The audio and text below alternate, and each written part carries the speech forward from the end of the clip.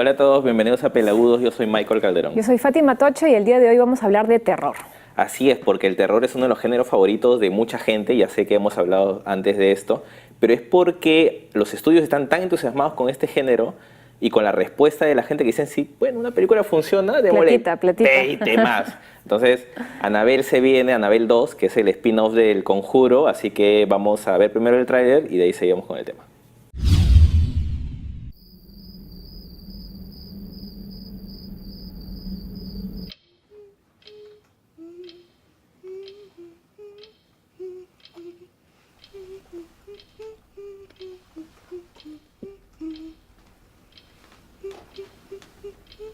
Annabelle?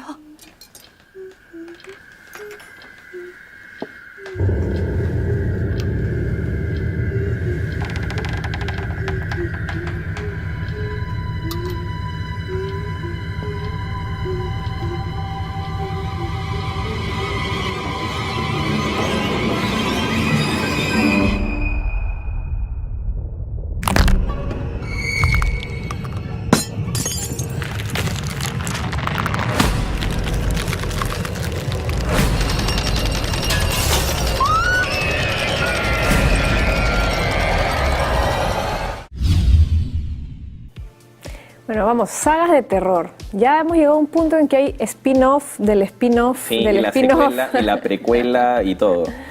Y se podría decir que eso es tan natural. Lo que me llama la atención siempre del género de terror es que nunca nacen con esa intención. Es decir, tú regresas a, por ejemplo, no sé, cualquier saga de las que haya de ciencia ficción, de superhéroes y demás, es como que siempre hay un plan de dejar la puerta abierta a, bueno, si le va bien, vas a tener una continuación, vamos a crear un universo cinematográfico, vamos a hacer algo mucho más grande.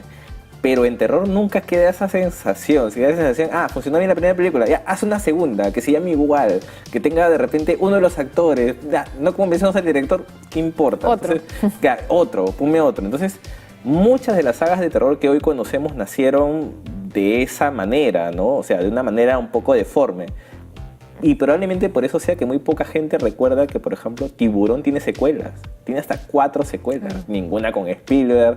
Creo que por ahí hubo un par con uno de los actores protagonistas de la primera, pero nada más. Y todas con una calidad inferior a la anterior y sin ofrecer nada que las haga especialmente memorables, ¿no? Solamente permanecer o perpetuar el nombre de una película original que sí fue la que... Bueno, La Profecía. Imagínate, igual. ¿cuántas fue? ¿7? O El Exorcista. El Exorcista, o sea, ya llevándolo, o sea, traspasando incluso generaciones, durante décadas han mantenido, digamos, la franquicia, ¿no? Y con resultados, o sea, nada alentadores en el sentido ni de crítica ni de taquilla necesariamente, ¿no? Sí, y lo mismo pasó, por ejemplo, o de alguna manera pasó con Viernes 13. Viernes 13 tiene, creo que cerca de 10 continuaciones, incluyendo los reboots, porque ya ha tenido ya un reboot y se viene otro reboot también de Viernes 13. Cuando la película original, todos hablan cuando a uno dice Viernes 13, piensa en Jason. Claro. Pero en la primera no sale Jason, pues porque la primera es la historia de la mamá. Jason sale a partir de la segunda y es donde ya es una consecución de películas donde se empiezan a burlar de sí mismo, de escenas con humor involuntario, donde básicamente todo se limita a ver a cuánta gente se cruza con el machete de Jason. Una historia mucho más ordenada, sin ser de todo satisfactoria, es la de Pesadilla, por ejemplo. Pesadilla de Wes Craven. Wes Craven siempre dijo que lo vio como un serial, como es de los de la vieja usanza. Entonces, era un planteamiento diferente. Y si regresamos un poquito más, por ejemplo, sí había unos nacimientos un poco más estructurados. Es decir, si regresamos a la época de la Hammer, estos sí eran universos cinematográficos, los de la momia, los de Frankenstein, sí eran personajes con sus propias carencias y pocas ambiciones que nacían con la intención de contar sus propias historias en varias películas. Pero yo creo que tú dijiste algo muy importante, ¿no? Tal vez la decadencia de estas franquicias o de estas sagas es cuando ya caen en el humor involuntario, ¿no? Porque ya caen en el ridículo, la gente ya no las toma en serio, va para reírse más que para sentir miedo, ¿no? Entonces ahí es donde ya tú dices, no, esto en realidad no da para más. Y el inicio de la década del 2000 pareció haber una intención durante parte de la década del 2000, de de regresar a esa fórmula de a ver qué funciona para darle más secuelas. Y ahí tienes, por ejemplo, tienes 3 ejemplos, ¿no? Que son Saw, Juegos Siniestros, tienes Actividad Paranormal, que es una película independiente chiquita, que de pronto la convirtieron en una franquicia con ramificaciones latinoamericanas, porque obviamente a los latinos les gusta el terror, ¿no? Y la otra era Destino Final, que son películas pues que de repente en su inicio funcionaban porque tenían muy buenas premisas. La primera, Saw, es de James Wan, que es el director del Conjuro, y tiene una premisa bien simpática, ¿no? Es decir, tienes un grupo de gente que está encerrado y que tiene que cumplir una serie de metas para poder alguno, el sobreviviente, liberarse y huir. Sobrevivir de alguna manera también. Sobrevivir de alguna manera y huir. Es una premisa, bacán, pero funciona para una película y no para las 20-30 en la cual ya te identificas a un villano que se parece en control de todo lo que le pasa a toda la gente que lo rodea. Entonces se desnaturaliza, y en el caso de Destino Final parecían versiones cinematográficas de Mil Maneras de Morir. Si tú veías Mil Maneras de Morir, imagino que comparten los mismos guionistas y a ver qué es lo que podía sacar, ¿no? Y Actividad Paranormal le generaron una mitología que no era tan interesante como parecería el chico hasta donde pudieran. La Bruja Blair también le sacaron secuela, claro, que al final es la mamá de alguna manera de Actividad Paranormal. Exacto. ¿No? De alguna manera ahí fue donde nació todo este subgénero de encontrar found footage y a partir de ahí hacer una película de terror, y la secuela claro, no fue buena. Y tiene 2, ¿no? Porque tiene en realidad 2 secuelas. Tiene una que salió 2 años después, sí, que era ya con actores, que fue cualquier cosa. Y el año pasado salió otra nueva secuela que había la intención de resucitar el nombre, porque básicamente es lo que utilizaba ser el nombre, y tampoco funcionó. Entonces es como que también es cierto que el género es un poco fusible, ¿no? Dice, a ver qué funciona, si no funcionó, a nadie le va a afectar. Claro, y además como siempre hay audiencia para este tipo de películas, no es que van al pierde, ¿no? Lo mismo me acuerdo que pasó con Hostel. Exacto. La primera, digamos, partía de una premisa simpática de estos turistas que caen en un sitio que parece el lugar perfecto para irse de vacaciones, pero termina siendo una cuestión siniestra que mezcla el terror con el gore, digamos, ¿no? Claro.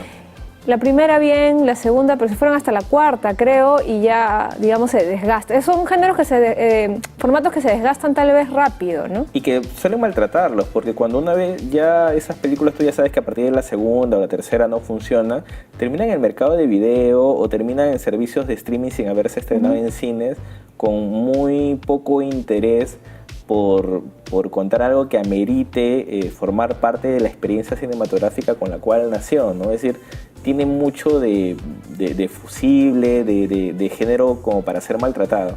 Con sus altas y bajas, por ejemplo, yo sí creo que lo que están intentando hacer con el universo cinematográfico del Conjuro es valioso.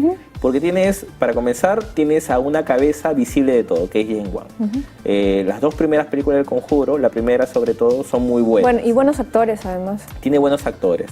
Su primer spin-off no es una gran película, la verdad es que a mí me parece muy mala Annabelle, pero digamos que para los estándares del género, a mucha gente no dejó descontenta. Y ahorita viene la secuela del spin-off, lo cual es como... Es secuela, ¿verdad? Es una secuela, claro. No es precuela. No, es precuela. Es precuela del spin-off, claro, del Conjuro. O sea, ármame eso. O sea, y es alucinante cómo, ya hemos hablado alguna vez de todo esto, de cómo explicar que es un spin-off, es una secuela, pero me parece que justamente el Conjuro es la representación máxima de eso, como para poder explicarlo. Tenemos una película de Conjuro que ha tenido su propia secuela. Estas 2 películas han tenido un spin-off que es Annabelle. Esta película Annabelle está teniendo una precuela que es Annabelle el inicio. Dicen que esta precuela está mejor que la Annabelle original, lo cual tampoco es que sea un gran mérito. Pero por lo menos dejaría sentadas las bases de que algo puede funcionar más allá del título principal. Del que ya se sabe va a haber una tercera película y que va a tener otro spin-off dedicado a la monja que sale en la segunda película. O sea, el Conjuro va a tener otro spin-off. Otro spin-off. Pero Annabelle ya queda ahí. Claro, Annabelle sigue su propia línea. Va a seguir posiblemente su propia línea. Entonces, la monja, que también es otro spin-off del Conjuro, va a tener también su propia línea. Y de ahí hay un personaje más que sale en Conjuro 2, que ahorita no me acuerdo cómo se llama, que es este viejito que parece como una sombra.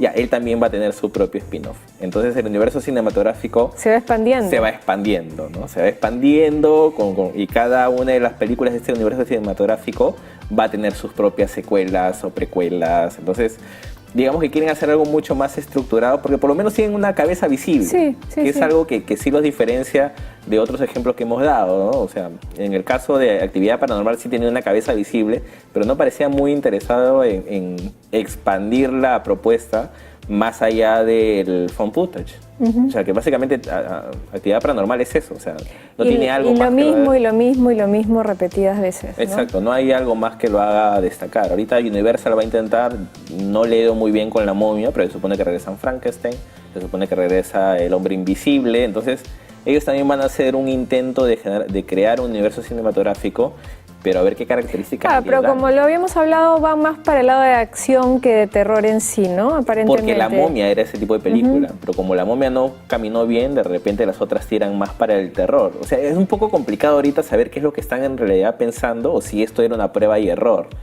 Pero más allá de eso, el género, no sé si el género te permite hacer mucho más como para crear algo un poco más, más compacto o mucho más sólido, a lo que le puedas hacer seguimiento o que te obligue a ver alguna película para poder armar todo el cuadro, ¿no? No sé si eso es, el género te da para eso. Y me da la impresión de que, a diferencia de lo que pasaba tiempo atrás, ahora el género terror se ha centrado básicamente en Hollywood.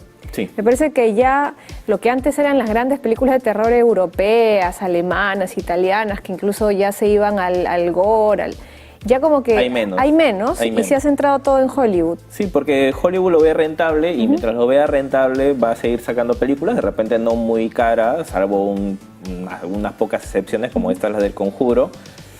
Pero la cosa es que sean redituables y que les dé ganancias, que es finalmente lo que busca la industria, ¿no? Bueno, este ha sido el Peleagudos de esta edición. Nosotros regresamos para una próxima oportunidad, así que atentos. Nos vemos. Chao. Chao, chao.